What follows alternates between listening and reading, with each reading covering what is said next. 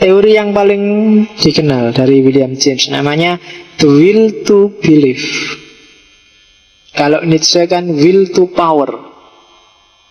Untuk hidup kita butuh will to believe, kemauan untuk percaya. Kalau kita tidak mau percaya apapun, kita tidak akan bisa hidup. Kamu percaya nggak kalau kamu loncat dari lantai 3-nya amplas itu masih hidup? Oh, nggak percaya Pak, itu serai urip gue mesti. Tiba-tiba kamu loncat aja, kamu nggak percaya kalau loncat itu bisa mati, ya kan? Kamu percaya nggak kalau apa gitu? Orang harus percaya. Saya percaya Pak, kalau pakai jaket badanku bisa anget. Makanya kalau dingin terus kamu pakai jaket. Itu kan karena kamu percaya. Maka orang harus will to believe. Karena dengan percaya kamu bisa melakukan sesuatu. Kalau kamu nggak percaya apapun, nggak bisa kamu melakukan sesuatu.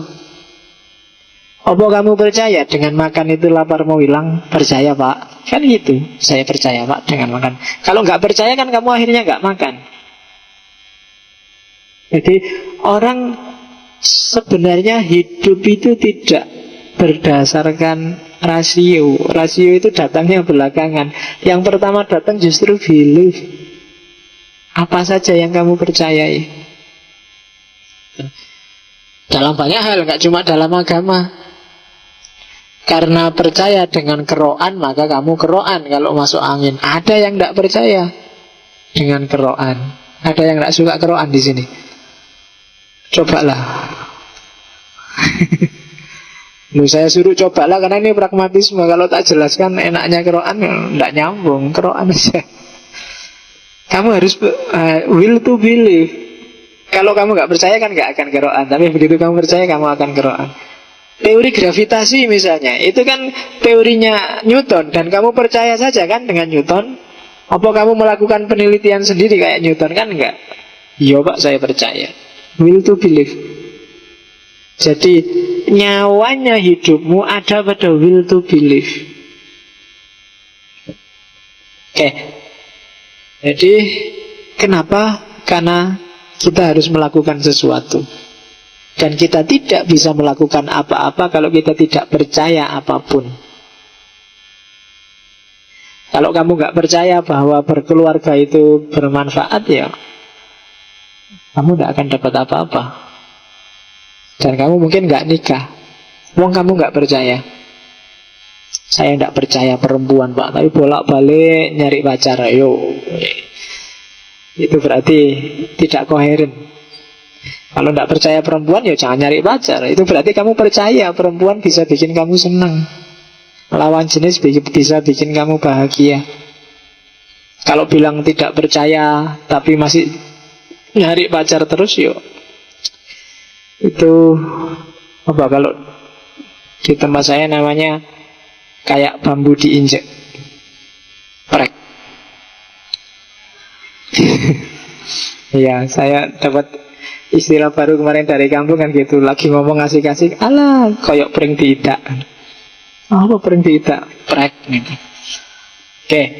Jadi will to believe. Ada keinginan untuk percaya. Kalau nggak ada will to believe, kita nggak bisa hidup. Termasuk agama. Nah, dari sinilah lahir filsafat agama yang jadi fokus utama pragmatismenya William James. Pendidikan, ya lah, intinya sama sebenarnya. Pendidikan dia harus punya fungsi pragmatis. Ilmu pengetahuan juga harus pragmatis. Ide, value itu harus pragmatis. Tidak ada gunanya kamu belajar ndaki-ndaki tapi nggak relevan sama hidupmu yang nyata, nggak relevan sama keseharianmu. Makanya pikiran-pikiran filsafat yang lama itu relevan pada zamannya, tapi dia tidak selalu relevan pada hari ini. Boleh kamu pelajari, tapi kontekstualkan dengan hidupmu hari ini. Kalau tidak gitu, dia jadi museum. Museum itu barang bagus-bagus, indah-indah, tapi hanya untuk dilihat. Itu Al-Quran itu kan juga kan sekarang sering jadi museum. Kalau di kamarmu Quran itu mungkin sudah beletukan, tidak karu-karuan, karena jarang dibuka. Nah, dia jadi barang museum. Dia tidak pragmatis. Dia kan petunjuk itu kan. Hudan, Tibyan, Furqan. Ini fungsi-fungsi pragmatisnya Al-Quran. Kalau dia tidak bisa jadi petunjuk, tidak bisa jadi obat, tidak bisa jadi Tibyan, Furqan bagi kita, ya berarti dia misfungsi. Allah sudah capek-capek menurunkan wahyu, Nabi capek-capek menyampaikan, kamu cuekin. Nah, pendidikan, ilmu pengetahuan itu harus pragmatis. Harus ada bukti nyatanya, harus ada praksisnya. Oke. Nah, Tuhan juga, ya, menurut William James, boleh kamu percaya Tuhan, bahkan mungkin lebih baik kamu percaya Tuhan, cuma konsisten. Kalau kamu percaya Tuhan, ya praksis hidupmu harus menunjukkan kamu seorang yang percaya Tuhan. Kan banyak kan di antara kita yang gaya hidupnya kayak tidak ada Tuhan aja. Kalau kamu percaya ada Tuhan, ya bergayalah Tuhan memang ada. Yo, ada Tuhan itu berarti yo termasuk nggak gampang putus asa, nggak gampang galau. Kalau lagi seneng nggak sombong, itu kan menunjukkan bahwa kita memang punya Tuhan. Orang sombong itu kan menunjukkan bahwa dia tidak percaya Tuhan. Kenapa? Karena dia merasa berjasa, merasa besar sendiri tanpa andilnya Tuhan. Nah, seorang yang percaya Tuhan, gayanya harus, praksisnya harus menunjukkan bahwa dia percaya Tuhan. Seorang Muslim, praksisnya juga harus menunjukkan bahwa dia Muslim. Kalau tidak gitu berarti agamamu tidak ada gunanya. Dia tidak pragmatis. Oke, jadi kenapa secara pragmatisme doktrin agama itu benar jika perbuatan para pengikutnya sesuai doktrin tersebut dan terarah pada satu kesuksesan sesuai maunya agama. Misalnya Nabi bilang, tujuan agama adalah liutammima makarimal akhlak. Itulah misiku diutus ke dunia ini. Berarti apa? Misinya Nabi sukses secara pragmatis kalau umat Islam itu akhlaknya mulia. Kan gitu. Ciri paling gampang. Kalau tidak berarti Nabi dalam tanda petik misinya belum benar secara pragmatis. Belum ketemu hasilnya. Belum punya cash value. Belum ada nilai gunanya. Agama lebih banyak dijadikan alat gegeran daripada alat akhlak mulia. Itu Tuhan pragmatis. Oke, coba kita lihat. Ini konsep yang paling terkenal dari William James, agama pragmatis. Pragmatic religion. Kita lihat ya cara berpikirnya William James. Ini tak urut kayak logika. Jadi yang pertama gini, diawali dari keraguan kayak filsafat. Agama itu bagi James hipotesis. Kenapa hipotesis? Perlu dibuktikan benar salahnya. Karena sampai detik ini belum ada bukti empiris faktual agama, maka agama dalam dirinya sendiri dia tetap hipotesis. Cuma kita lihat nanti secara pragmatis. Nah, jadi agama itu tidak jelas benar salahnya, dia hipotesis. Berarti tidak ada bukti kuat yang menunjukkan benar salahnya. Cuma katanya William James, meskipun nggak ada buktinya, menurutku lebih baik agama itu benar. Kenapa? Karena agama menjanjikan kepuasan, kebahagiaan tertinggi yang tanpa batas, bahkan abadi.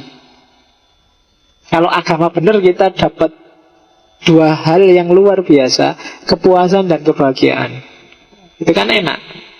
Jadi meskipun agama itu hipotesis, susah dibuktikan benar salahnya, tapi aku pinginnya hipotesis ini benar. Nah,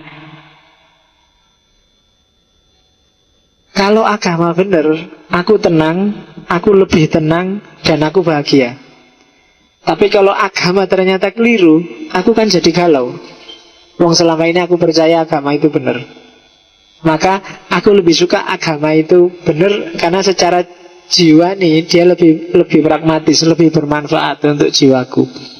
Oleh karena itu, demi kedamaian jiwaku, demi kebahagiaanku, maka hipotesis agama itu harus kusimpulkan benar dan akan kuanggap benar. Kenapa? Karena secara pragmatis kalau agama itu benar, menguntungkanku. Aku akan puas, aku akan bahagia. Jadi ini membuktikan agama secara pragmatis.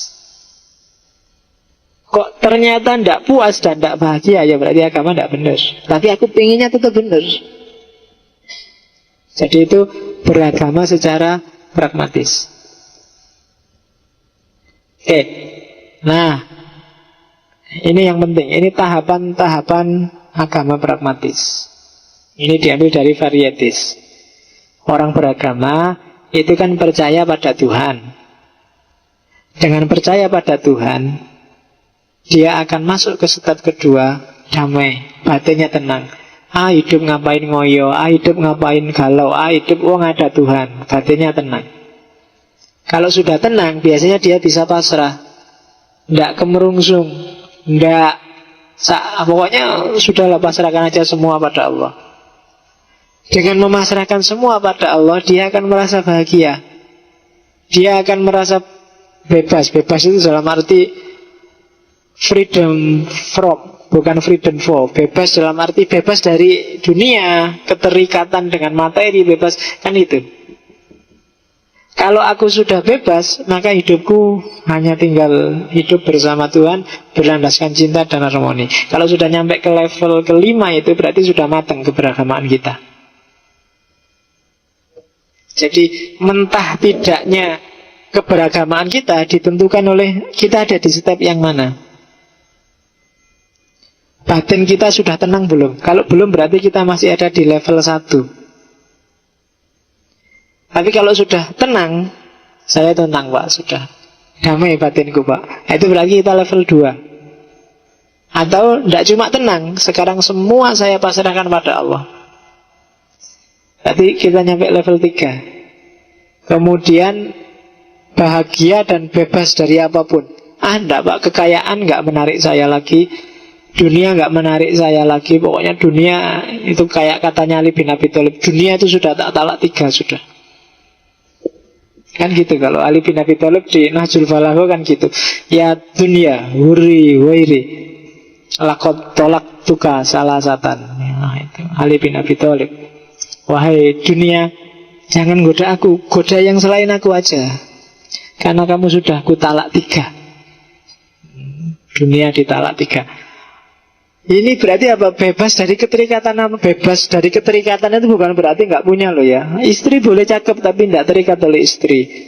Harta boleh banyak tapi nggak terikat oleh harta. Itu berarti bebas. Dan itu hanya bisa dinikmati oleh orang yang bisa Islam yang sejati, bisa taslim, menyerahkan diri sepenuhnya pada Allah. Kalau sudah, kita akan nyampe ke level tertinggi, level paling matang dalam beragama, yaitu keberagamaan yang berlandaskan cinta dan harmoni. Maka nanti kalau di William James, keberagamaan paling matang kalau dalam Islam itu ada di para sufi tasawuf, atau para rahib Yahudi, atau para pendeta. Itu keberagamannya matang. Kalau kita ya levelnya masih kadang 1 aja belum kita. Kayak tadi loh, katanya percaya pada Tuhan, tapi gayanya tidak menunjukkan orang yang percaya kalau Tuhan itu ada. Kamu galau, Pak saya kuliah UIN, nanti mau jadi apa ya Pak? Itu berarti kamu tidak percaya kepada Tuhan. Tenang aja, ada sutradaranya sendiri. Kamu kok galau tanpa alasan. Oke. Etika, sengaja tak kasih suara karena slide-slide terakhir biasanya kamu mulai ngantuk. Iya. Ya, biar gak ngantuk ternyata ngomong aja. Aku mau ngantuk saya yang ngomong. Jadi pragmatisme dan etika, etika juga begitu. Etika itu lihat aspek pragmatisnya. Gunanya untuk apa? Dia ketemu nggak dengan misinya etik, misinya moral? menegakkan moralitas tapi justru mendegradasi kemanusiaan. Itu kebalikannya akhirnya. Moralitas itu juga harus ketemu dengan misinya. Tuh. Misalnya, saya ingin memberantas maksiat, Pak. Tujuannya biar orang tenang ibadah, Pak. Oh, tapi kamu memberantasnya kok sambil ngamuk-ngamuk, mukul-mukul, mecah-mecahi kocok, tambah tidak tenang orang ibadah. Secara pragmatis kontradiktif. Jadi etik juga harus ketemu tujuannya. Saya pingin, apalah kan banyak etika-etika, moralitas, kehidupan bersama. Itu yang kamu harus tahu rahasianya, tahu tujuannya. Dan ketika tujuan itu tercapai, berarti itu benar, etika itu, moralitas itu. Tapi kalau tidak tercapai, apalagi kebalikannya, berarti keliru. Oke. Trinitas. Ini Trinitasnya William James yang terkenal. Jadi dia bukan Roh Kudus, Tuhan Ibu dan Tuhan Anak, tapi dia punya Trinitas, Tuhan, kebebasan, keabadian. Tuhan adalah hipotesis yang berfungsi. Jadi dia hipotesis, kenapa? Karena nggak mesti kita nggak ketemu bukti pastinya, tapi fungsional. Karena ada Tuhan kan banyak hal beres dalam hidup kita. Banyak hal terselesaikan.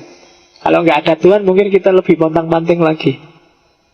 Karena kita harus bersandar pada diri kita sendiri yang nggak jelas. Tapi kalau ada Tuhan, alhamdulillah masih punya Tuhan. Wajahku jelek nggak apa-apa, nggak punya uang nggak apa-apa, kita masih punya Tuhan. Tuhan kan yang paling tinggi. Kalau nggak laku-laku nggak apa-apa. Saya lebih jatuh cinta pada yang maha cantik, Allah. Alasanmu ngono, ya. Jadi nggak usah nyari-nyari, karena jodoh di tangan Tuhan. Sampai umur 30, tapi di atas 30 Tuhan lepas tangan. Silahkan nyari sendiri. Tuhan sudah ngurusi kamu sampai umur 30 ya. Sampai umur 30 kamu nggak mau. Asal kamu nggak milih-milih itu gampang lah, banyak, tenang aja. Stoknya nggak akan habis. Iya, tenang aja, stoknya nggak akan habis. Oke, yang kedua, kebebasan. Kalau dunia ingin lebih baik, harus ada kebebasan. Itu panjang penjelasannya, tapi begitu nggak ada kebebasan, akan lahir banyak sekali penyakit. Penindasan, diskriminasi, moralitas, intelektualitas yang tidak berkembang. Ya kan? Dunia yang mandek, kreativitas mati. Itu semua sumbernya ketika kebebasan nggak ada. Maka kebebasan itu syarat mutlak bagi perkembangan. Tidak akan ada perkembangan kalau nggak ada kebebasan. Nggak akan ada yaumuhu khairun min amsihi kalau tidak ada kebebasan. Jadi orang tidak boleh anti kebebasan kalau dia tidak anti perkembangan. Dan yang terakhir adalah keabadian. Orang itu abadi kalau dia percaya dengan masa depan. Kalau dia nggak percaya dengan masa depan, dia tidak akan abadi.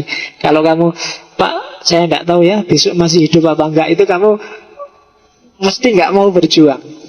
Kamu tidak abadi sudah. Cara mikirnya aja sudah nggak abadi. Kamu harus mikir setinggi langit.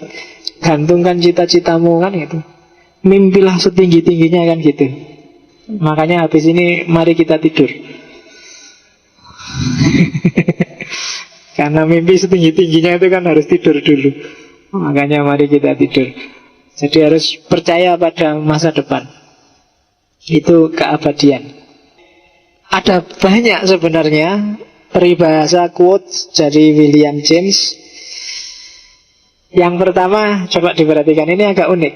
If you want equality, act as if you already had it. Ini kalau dalam bahasa Jawanya, gayalah dulu.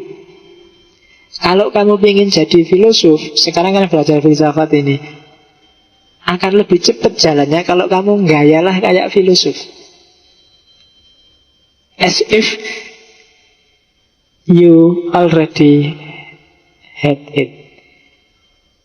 Aku itu filosof loh. Ayo kan ketika kamu ngaku kamu filosof, itu kan terpaksa kamu harus mikir, kamu harus belajar, kamu harus ngejar tentang filsafat. Itu kan kayak bilang, aku ini orang cakep loh, banyak yang tertarik padaku loh. Meskipun enggak, tapi kan dengan kamu deklarasi dirimu kayak gitu kan, kamu terus dandan, kamu terus beli parfum, kamu terus potong rambut ke salon, kamu terus kan gitu. Jadi act as if you already had it. Kalau kamu ingin jadi dikenal sebagai anak soleh, wis pertama-tama gayalah kayak anak soleh itu aja dulu, nggak apa-apa wis. Gaya dok yang pertama nggak apa-apa, lama-lama akan jadi soleh beneran. Jadi pokoknya gaya dok, kamu ke masjid pakai sajadah, pakai kopiah, pakai baju koko, sebelum adzan sudah ke sini. Awalnya gaya harus nggak apa-apa, gaya dulu aja. Lama-lama insya Allah jadi soleh beneran. Sodakoh misalnya, sodakoh aja dulu, nggak usah mikir, Pak ini kalau nggak ikhlas nggak enak Pak. Sodakoh itu harus ikhlas, nggak ikhlas sodakoh aja. Daripada yang ikhlas tapi nggak sodakoh, mending yang sodakoh meskipun nggak ikhlas. Iya kan, mending itu kan. Gaya dok nggak apa-apa lah. Saya itu dermawan loh Pak sodakoh. Iya wis percaya, nggak apa-apa. Bergayalah kayak dermawan. Daripada kamu sudah punya kualitas tapi nggak jalan. Saya itu Pak, aslinya rajin Pak, tapi ya belakangan aja males. Itu males berarti nggak ada aslinya. Mending saya itu aslinya males Pak, ini saya rajin, ini gaya aja. Nggak apa-apa wis, gaya terus ora apa-apa. Yang penting kan rajin. Ya karena kebiasaan, pembiasaan itu membentuk karakter loh. Jangan salah. Makanya if you want a quality, act as if you already had it.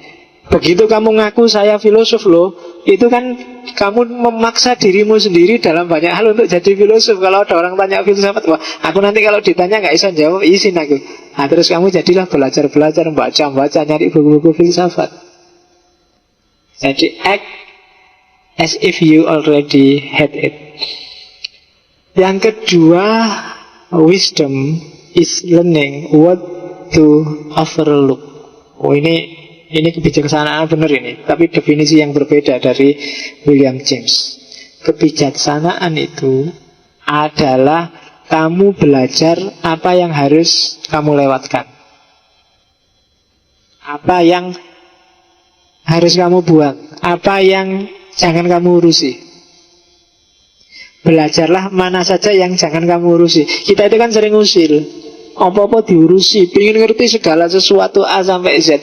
Itu jadi sumber kita tidak fokus. Ya kan, kadang-kadang saya pengen jadi filosof Pak, tapi kalau pas lagi tobat ya pengennya jadi sufi Pak. Tapi kalau lihat kabeh pengen ditekani, sabot. Belajarlah mana yang ingin kamu bypass saja. Wah kalau sufi saya nggak bakat Pak, mending tak tinggal. Berarti sufi nggak bisa, silang. Filosof ini, filosof juga kok berat ya Pak, mikir ya Pak. Filosof dicoret, ganti ilmuwan Pak. Aduh IP ku Pak, ilmuwan itu nggak nyambung. Ilmuwan coret itu. Nah itu filosof. Jadi William James kebalikannya, cari yang kamu merasa nggak sanggup, ditinggal. Nah, kalau orang kan biasanya nasihatinya kejar terus, kalau sanggup nggak sanggup ya ditinggal. Daripada buang-buang waktu, nggak ada gunanya untuk hidupmu. Kayak kemarin kan di Freud itu kan, apa-apa itu sesuai bakatnya. Kalau kamu merasa nggak bakat kuliah, jangan dipaksa kuliah. Bencana itu. Bagi orang tuamu, bagi dirimu juga. Kuliah itu Pak, kok aku nggak kerasan ya Pak, berat kuliah itu. Berarti kamu nggak bakat.